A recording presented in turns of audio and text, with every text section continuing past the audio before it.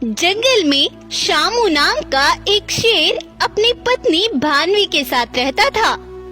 वो दोनों बहुत जालिम थे। वो कभी किसी पर भी रहम नहीं करते थे। दोनों मिलकर जंगल के किसी भी मासूम जानवर का शिकार कर लेते थे। जंगल के जानवर भी उनसे बड़े परेशान आ गए थे। शामू और भानवी के 2 बच्चे भी थे। बेटे का नाम था रघु और बेटी का नाम था रीना। रघु बिल्कुल अपने पिता की तरह ही था। वो भी जानवरों को बहुत परेशान करता था। लेकिन रीना बहुत अच्छी आदत की थी। वो अपने माता पिता और अपने भाई से बिल्कुल अलग थी। वो अपने माता पिता से छिपकर जानवरों की हर काम में मदद करती थी। सभी जानवर रीना के व्यवहार से बड़े खुश थे। एक बार शामू शेर एक बकरी का शिकार कर लेता है और उसे मजे से खा जाता है। तभी शामू को एक गाय भी दिखाई देती है। तब शामू जाकर उस गाय को पकड़ लेता है और उसे अपने साथ अपने घर लाकर एक पेड़ से बांध देता है। ओए गाय, तुम्हारी किस्मत अच्छी है, क्योंकि तुम्हें मैं आज नहीं कल मार कर खाऊंगा। आज मैंने एक बकरी का शिकार कर लिया है। अब मैं पानी पी कर आता हूँ। तब शामू पानी पीने चला जाता है। तभी वहाँ पर रीना पहुँचती है। गाय को पेड़ से बंधा देख रीना ऐसा कहती है, अरे गाय, तुम्हें यहाँ किसने बांध दिया? बताओ मुझे। रीना बहन, मुझे यहाँ तुम्हारे पिता कल का अपना भोजन बनाकर लाए हैं। रीना बहन, मेरे 2 छोटे छोटे बच्चे हैं। मुझे छोड़ दो प्लीज, प्लीज तुम मेरी मदद करो प्लीज। तब रीना गाय को वहाँ से आजाद कर देती है और गाय जल्दी से वहाँ से भाग निकलती है। कुछ देर बाद पानी पीकर जब शामू घर लौटता है तो गाय को वहाँ ना पाकर वो बड़ा गुस्सा हो जाता है। किसकी इतनी जरूरत हुई जिसने मेरे शिकार को आजाद किया? बताओ मुझे। पिताजी, वो गाय बहुत रो रही थी। उसके 2 छोटे छोटे बच्चे भी हैं। मैंने उसको रोता देखा तो मैंने उसे आजाद कर दिया। अच्छा, तो ये तुमने किया है? तुम्हारी इतनी हिम्मत कैसे हुई? मैं तुम्हें अब और बर्दाश्त नहीं करूँगा। जाओ, निकल जाओ यहाँ से। अगर तुम मुझे इस जंगल में दिखाई दी तो मैं तुम्हें जान से मार डालूंगा। निकल जाओ यहाँ से। शामू शेर रीना को हमेशा के लिए जंगल से निकाल देता है और बेचारी रीना भी उदास होकर वो जंगल छोड़कर दूसरे जंगल आ जाती है। तभी वहाँ पर कुछ जानवर एक जगह इकट्ठे खड़े थे। रीना को अपनी आंखों के सामने देख सभी जानवर हैरान हो जाते हैं और वो उसे देखते ही रह जाते हैं। अरे अरे, क्या हुआ? तुम मुझे ऐसे क्यों देख रहे हो? अरे रीना, तुम कैसे वापस आ गई? हमें तो यकीन ही नहीं हो रहा। लगता है भगवान ने तुम्हारा पुनर्जन्म किया है। क्या पुनर्जन्म? ये तुम क्या बोल रहे हो? मैं बताती हूँ रीना। अब से कुछ साल पहले तुम हमारी राजकुमारी थी। तुम्हारे पिता जंगल के राजा होने के नाते अपना पूरा फर्ज निभाते थे। तुम्हारे पिता के राज में सभी जानवर बड़े खुश थे और तुम भी अपने पिता के साथ सभी जानवरों की मदद किया करती थी। लेकिन सेंटू बाघ तुम्हारे पिता की जान का दुश्मन बना फिर रहा था। वो तुम्हारे पिता को मारकर खुद जंगल का राजा बनना चाहता था। तो उसने एक बार अपने सेवक चीता के साथ एक प्लान बनाया और उसने कुछ जानवरों को पकड़ लिया और चीता को तुम्हारे पिता के पास भेजा। महाराज, महाराज, उस बाघ ने कुछ जानवरों को पकड़ लिया है। वो उन्हें जान से मार डालेगा। आप उन्हें बचा लीजिए महाराज। तब तुम्हारे पिता बिना कुछ सोचे ही उस बाघ के पास पहुंच गए। आओ आओ महाराज, मैं तुम्हारा ही इंतजार कर रहा था। अब तुम्हारे जाने का वक्त आ गया है और तुम्हारे बाद मैं तुम्हारी बेटी रीना को भी मार डालूंगा। तब उस बाघ ने और चीता ने महाराज शेर को जान से मार डाला था और फिर उन दोनों ने जाकर तुम्हें भी अकेले पाकर आसानी से मार डाला और फिर खुद जंगल का राजा बनकर जंगल पर अपना राज किया और उसने हमें अब तक बहुत परेशान किया हुआ है। तब रीना को भी सब याद आ जाता है। तो भाइयों, अब उस बाघ से बदला लेने का समय आ गया है। चलो आज हम उससे अपना बदला लेकर रहेंगे। तब रीना कुछ जानवरों के साथ जाकर उस दुष्ट बाघ को जान से मार डालती है और उससे अपने पिता का बदला ले लेती है और फिर से जंगल पर राज करती है। सभी जानवर फिर से रीना के साथ हंसी खुशी रहने लगते हैं।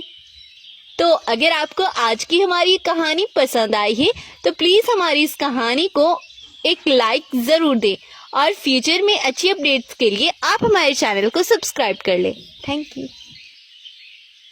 एक जंगल में भानु नाम की एक शेरनी अपने पति रघु के साथ रहती थी। भानु गर्भवती थी।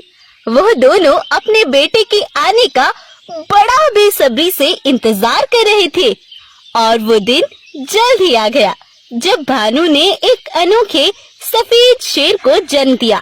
भानु और रघु अपने बेटे को देख देख कर बहुत खुश हो रहे थे। अरे वाह शेरनी, हमारा बेटा कितना सुंदर है। आज तक किसी ने ऐसा शेर कभी नहीं देखा होगा। हाँ महाराज, मेरा बेटा बहुत सुंदर है। भगवान इसे किसी की नजर ना लगाए। भानु और रघु की एक बहुत अच्छी दोस्त भी थी जो थी एक गाय।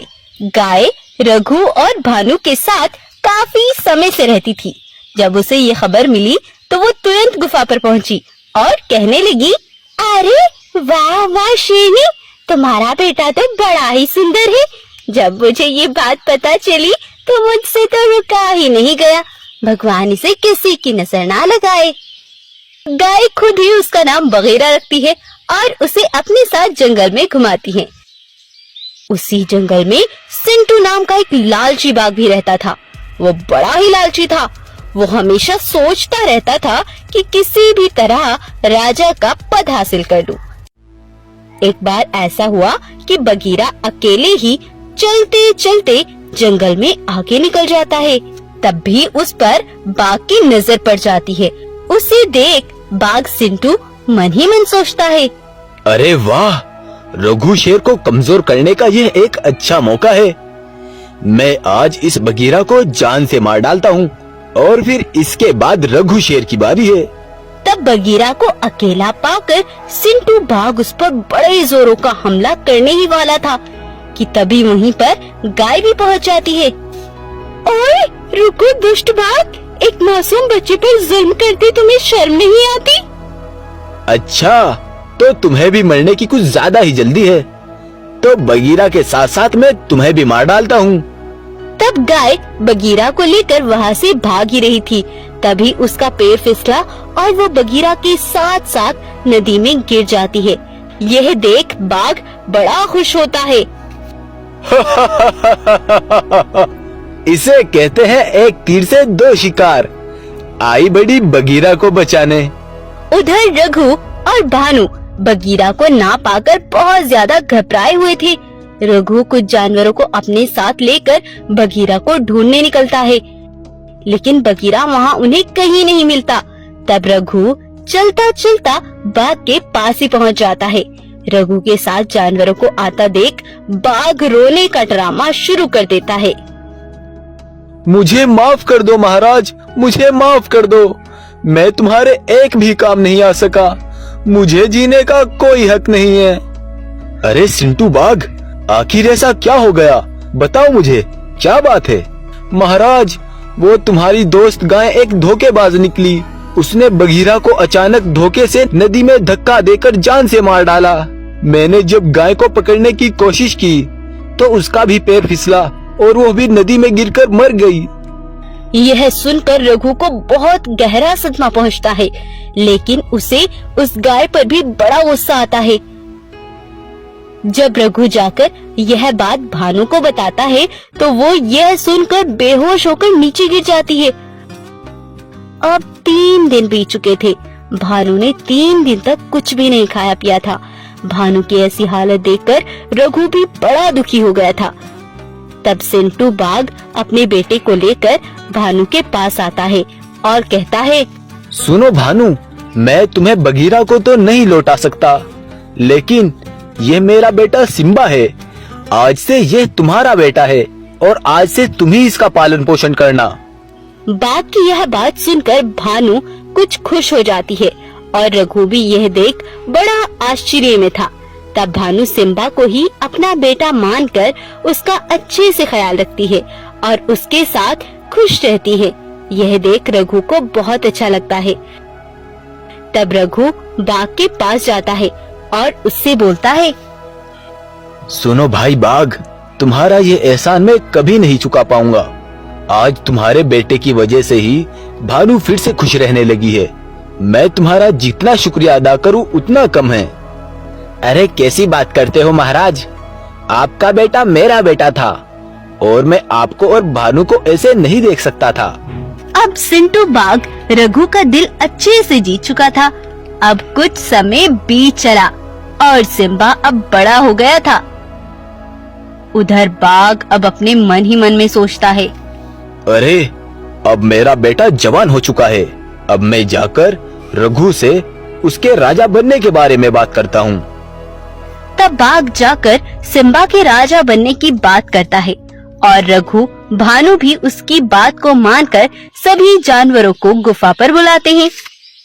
सुनो भाइयों, मैंने तुम्हें यहाँ इसलिए बुलाया है कि आज से जंगल की इस राजगद्दी पर मेरा बेटा बगीरा राज करेगा।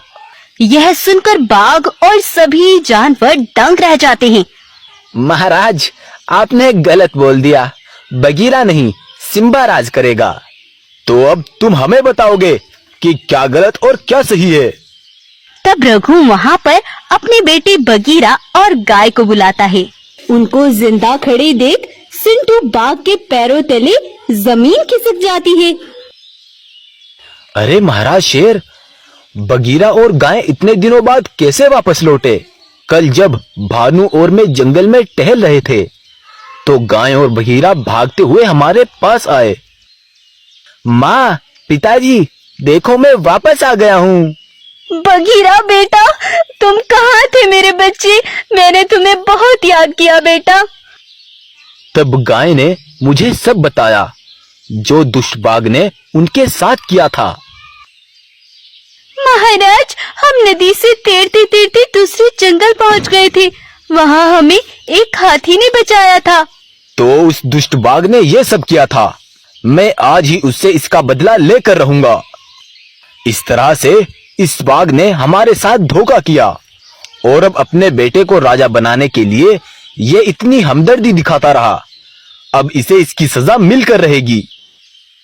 तब बाघ को रघु हमेशा के लिए बंदी बना देता है और उसे हमेशा कैदी बनने की सजा दी जाती है और उधर बगीरा को जंगल का राजा बना देते हैं।